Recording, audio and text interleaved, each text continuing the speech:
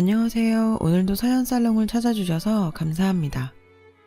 남양주에 살고 있는 30대 여성이에요. 제가 이렇게 사연을 보내게 된 건 바로 저희 엄마 때문이에요. 저에겐 엄마가 둘이 있어요. 저를 낳아준 엄마와 저를 키워준 엄마. 바로 제 이모죠. 낳아준 엄마에 대한 기억은 없어요. 제가 4살이 되던 해 엄마는 절 시설에 버리고 떠났거든요. 동대문 시장에서 우리 도매업을 하던 아빠가 사업 실패의 충격으로 세상을 떠나시자 엄마는 혼자 절 키우셨대요. 하지만 생활고에 시달리다 결국 절 시설에 맡기셨죠. 뒤늦게 그 사실을 안 이모가 시설로 절 찾으러 오셨고 그날부터 지금까지 전 이모와 함께 살고 있어요.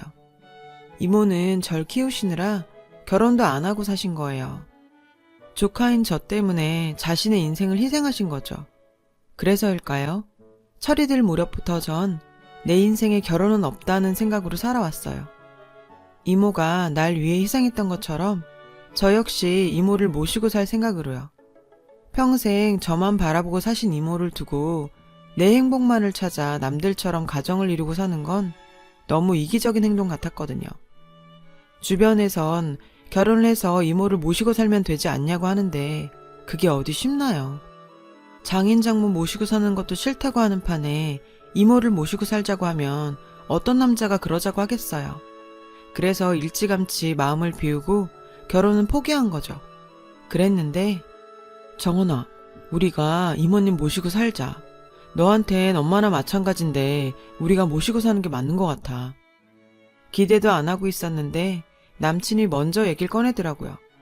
처음엔 빈말인 줄 알았어요. 말은 그렇게 했지만 본격적으로 결혼 이야기가 나오는 시점이 되면 언제 그랬냐는 듯 발뺌할 거라고 생각했죠. 지금까지 만났던 남자들처럼요. 그런데 1년, 2년, 4년이란 시간이 흘러 결혼 이야기가 나오는 시점이 됐음에도 남친은 전에 했던 약속 그대로 변함이 없더라고요. 그래서 저도 욕심을 내게 됐어요. 이 남자를 놓치고 싶지 않다고요. 그래서 용기를 내어 남친 부모님을 찾아뵙고 결혼 승낙을 받기로 했어요. 물론 이모를 모시고 살겠다는 얘기도 함께요. 예비 시아버님께서는 제 상황을 끝까지 들으시곤 결혼은 찬성이나 이모를 모시고 사는 문제는 조금 더 생각해보자고 하셨어요. 처음부터 쉽게 승낙받긴 힘들 거라고 생각했기에 우린 일단 기다리기로 했어요. 그리곤 남친 어머님께서 차려주신 저녁을 먹고 돌아왔죠. 어머님께선 아버님 눈치만 보실 뿐 우리 결혼에 대해 아무 말씀도 안 하셨어요. 그래서 전 무언의 승낙이라고 생각했고요. 이모는 예비 시부모님이 결혼을 승낙하셨다는 얘기를 듣고 무척 좋아하셨어요. 나이가 찼는데도 도통 결혼할 생각을 안 하는 절 보고 내심 그동안 걱정이 많으셨던 모양이에요. 10년 묵은 채증이 확 내려가는 기분이라고 하셨죠. 일찌감치 남친을 조카 사이로 점찍었던 이모는 날짜부터 잡아야 한다며 싱글벙글이셨어요. 그렇게 순조롭게 결혼 준비가 진행되던 어느 날 낯선 번호로 전화가 걸려왔어요. 어머님이었습니다. 할 얘기가 있으시다며 저희 회사 쪽으로 오시겠다고 하시더군요. 그래서 어머님께 점심을 대접할 생각으로 회사 근처 한정식집에서 뵙자고 말씀드렸어요. 그랬더니 그럴 필요 없다시며 카페에서 보자고 하셨죠. 그때까지만 해도 저에게 부담 주기 싫어서 그러신가 보다 생각했어요. 하지만 그건 제 착각이었죠. 약속 장소에 도착해보니 먼저 와 계셨어요. 근데 전에 배웠던 것과는 인상이 많이 달라 보이더라고요. 꽤 순정적이고 조용한 성격으로 봤었는데 완전 반대더라고요. 화장도 그렇고 차림새도 꽤 과감한 편이시고 무엇보다 저를 대하시는 눈빛이나 표정이 완전 달랐어요. 마치 더러운 벌레라도 본 표정으로 시종일관 인상을 쓴 채 한숨을 쉬셨죠. 단도직입적으로 얘기할게. 잘 들어. 나 니들 결혼 반대야. 그러니까 이쯤에서 마음 고쳐먹고 내 아들한테서 떨어져. 네? 아니 그게 무슨 말씀이세요? 지금까지 아무 말씀 없으시다가 혹시 제가 무슨 실수라도 했나요? 그런 거라면 제가 사과드릴게요. 전 그동안 혹시라도 내가 실수한 게 있나 생각했어요. 그런데 실수? 그래, 실수라고 하면 실수겠네. 네가 감히 내 아들을 탐낸 거. 실수라면 실수지. 그러니까 이쯤에서 마음 접어. 그럼 나도 너한테 얼굴 붉힐 일 없으니까. 전 그렇게는 못하겠다고 말씀드렸어요. 그랬더니 갑자기 표정이 확 변하시곤 애미애비도 없이 잘한 주제에 어디 언감생심 내 아들 놈 봐? 기가 막혀서. 그 주제에 지 이모까지 끼고 살겠다고? 누가 근본 없이 잘한 애 아니랄까봐 아주 뻔뻔하게가 그지없어. 얘, 내가 너 같은 애 주려고 지금껏 금이야 우기야 내 아들 키웠는 줄 알아? 누울 자리를 보고 다리를 뻗어야지. 이게 어디서? 암튼 난 경고했어. 앞으로도 내 아들 주위에서 얼짱거리면 나 너 가만 안 둬. 알았어? 어머님은 제 얘긴 듣지도 않은 채 본인이 할 말만 끝내곤 가버리셨죠. 순식간에 벌어진 일이라 전 어안이 벙벙했어요. 그래서 한참을 그렇게 앉아있었죠. 아침 드라마에서나 나올 법한 일이 실제로 벌어지는구나 생각하면서요. 그리곤 시간이 지나자 조금 화가 났어요. 나와 내 부모님을 무시하는 말을 듣고도 아무 말도 못하고 당하기만 했던 제가 너무 한심하게 느껴졌고 이런 말을 서슴지 않고 하는 어머님이 야속하고 미웠어요. 솔직한 심정으로 그땐 다 때려치우고 싶다는 생각도 들었어요. 이런 꼴을 당하면서까지 결혼을 해야 하나 비참한 기분이 들었죠. 그래서 퇴근 후 남친을 만나러 갔어요. 헤어지자고 말하려고요. 그런데 막상 남친의 얼굴을 보니 차마 입이 안 떨어지더라고요. 오히려 이 사람이 없으면 안 되겠다라는 확신만 가지게 되었죠.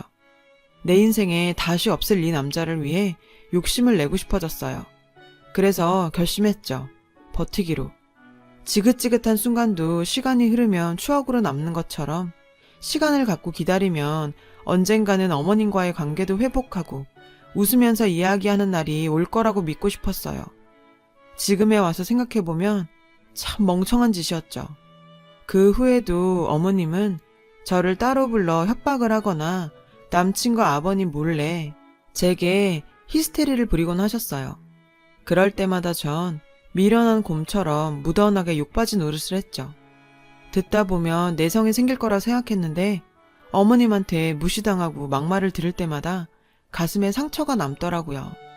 그래서 이젠 정말 한계다 싶어 포기하려고 했죠.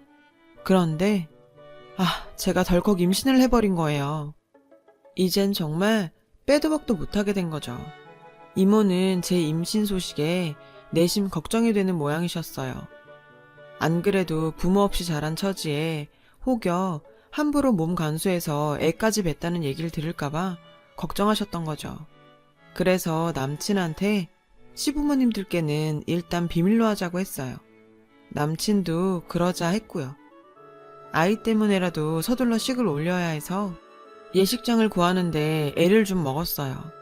예식 당일 배가 불러있을 걸 대비해 드레스 역시 배를 가릴 수 있는 디자인으로 고르다 보니 솔직히 마음에 썩 들지 않는 걸로 고르게 됐고요.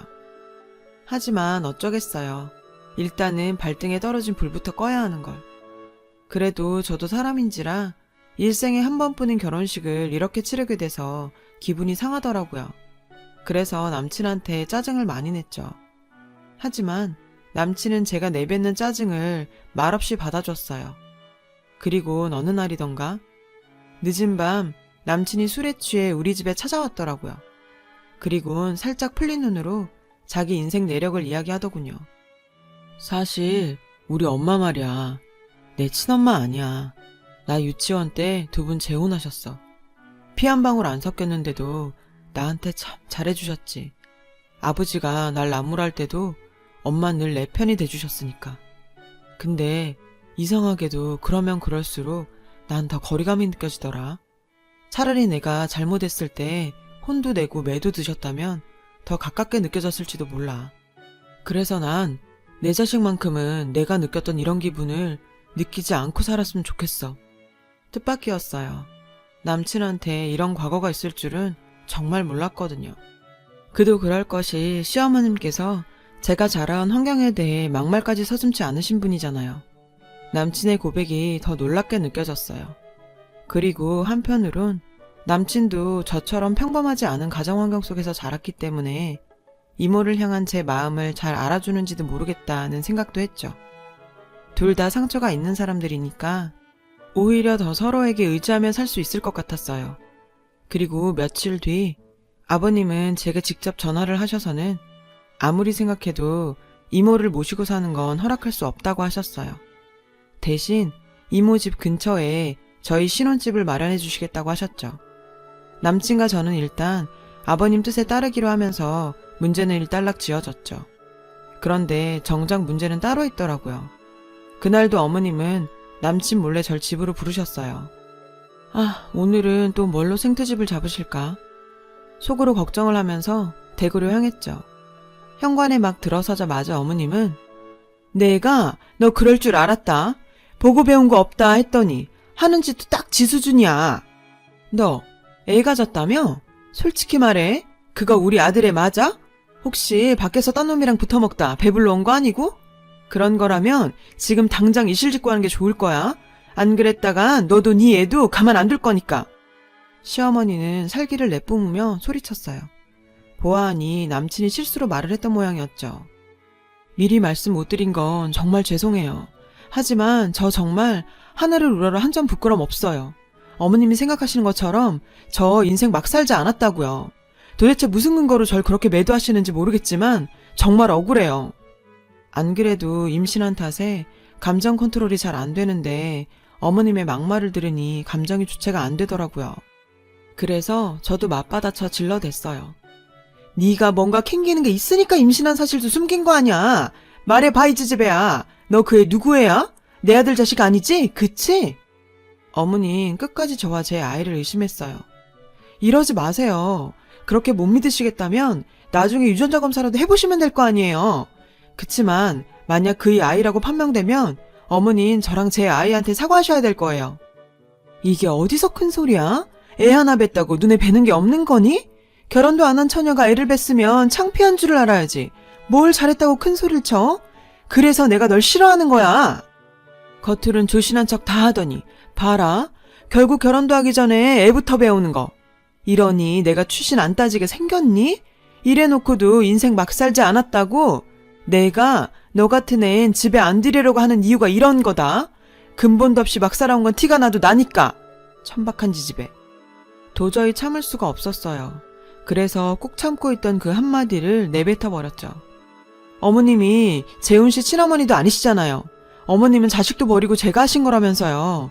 저요, 아이를 가져보니 알겠더라고요. 엄마랑 뱃속의 아이는 단순히 부모와 자식의 관계가 아닌 그 자체만으로 한 몸이라는 걸요. 그런데 그렇게 이어진 자식을 버리신 분이 제 부모님을 욕하고 저한테 막 살았다고 훈계하실 일은 아니죠. 어머님이 버리고 온 그 아이가 어디선가 어머님 같은 사람한테 저처럼 당하고 있을 거란 생각은 안 하세요? 뿌린 대로 거둔다고 했어요. 어머님 이러시면 어머님 자식도 똑같이 당할 거라고요. 그러니까 앞으로 저한테 함부로 말하지 말아주세요. 저요, 더 이상 어머님한테 당하지만은 않을 거니까요. 그러니까 제발 저한테 이러지 마시라고요. 그동안 참았던 말들을 쏟아내고 나니 손이 바들바들 떨릴 정도로 감정이 주체가 안 되더라고요. 과호흡으로 숨을 쉴 수가 없어서 헉헉대다가 결국 그대로 기절을 해버렸어요. 정신을 차려보니 병원이었어요. 시어머님은 물론 남친과 시아버님도 와 계시더군요. 근데 다들 표정이 어두워 보였죠. 남친은 절 보자 울음을 터뜨렸어요. 한참을 제 손을 잡고 울먹이던 남친은 아이가 유산이 됐다고 말해주었어요. 솔직히 그 말을 들었던 그 순간은 아무런 감정이 없었어요. 모든 게 거짓말 같았거든요. 그냥 악몽을 꾸는 것처럼 말이에요. 그런데 제 앞에서 세상을 다 잃은 사람처럼 망연자실해 있는 시어머니를 보자 그제야 실감이 났어요. 저와 제 아이를 기망하고 수없이 비수를 꼽아온 저 악마 같은 여자가 결국 내 아이를 죽였다는 사실을 깨닫자 걷잡을 수 없는 분노가 치밀었죠. 저는 미친 여자처럼 울부짖었어요. 악마 같은 그 여자를 노려보면서 내 아이를 살려내라고 소리쳤죠. 남친은 그런 절 끌어안으며 제발 진정하라고 울먹였지만 소용없었죠. 전 혼절할 때까지 한참을 울부짖었으니까요. 퇴원 후 집으로 돌아온 저는 한동안 잠에 빠져 지냈어요. 수면제를 먹은 사람처럼 하루 종일 잠에 취해서 살았습니다. 그렇게 한 달가량을 잠에 빠져 지내다가 정신이 든 저는 남친과 파혼을 했어요. 남친은 이렇게 헤어질 수는 없다고 이별을 받아들이지 못했지만 결국은 받아들일 수밖에 없었죠. 이유는 바로 제 엄마 때문이었어요. 저를 낳아준 생물학적 엄마. 제가 쓰러졌던 그 순간 시어머니는 겁에 질려서 119에 신고를 하곤 제 손에 들려있던 핸드폰을 챙기시려다 우연히 폰이 켜진 걸 본 모양이에요. 그리곤 메인 화면에 뜬 저와 이모 사진을 보게 됐죠. 그때 알았대요. 그토록 자신이 괴롭혀온 아들의 여자가 27년 전 자신이 버린 딸이라는 사실을요. 제가 정신을 차리고 병실에서 봤던 시어머니의 그 망연자실한 표정은 그렇게 만들어진 거였어요. 그 이후 엄마는 우리 집에 몇 번이나 찾아와 저와 이모에게 용서를 빌었지만 전 만나지 않았어요. 절 버린 엄마를. 그리고 세상 누구보다 제게 큰 상처를 안겨준 엄마를 전 만나고 싶지 않았거든요. 그건 지금도 마찬가지고요. 지금처럼 마음의 평온을 찾기까지 거의 1년 가까운 시간이 걸렸어요. 그리고 얼마 전 이모를 통해 엄마의 근황을 듣게 됐죠. 아들과 결혼까지 하려고 한 여자를 그렇게 만들고 그런 일도 있었는데 그 집에서 멀쩡할 수 있었겠어요? 결국 이혼을 하고 집에서 나오셨대요. 한동안 전국을 떠돌아다니며 지내다가 2달 전쯤 충청도 어느 암자에 들어갔다고 하더군요. 그동안 자신이 지은 죄를 빌며 절 위해 기도하겠다고요.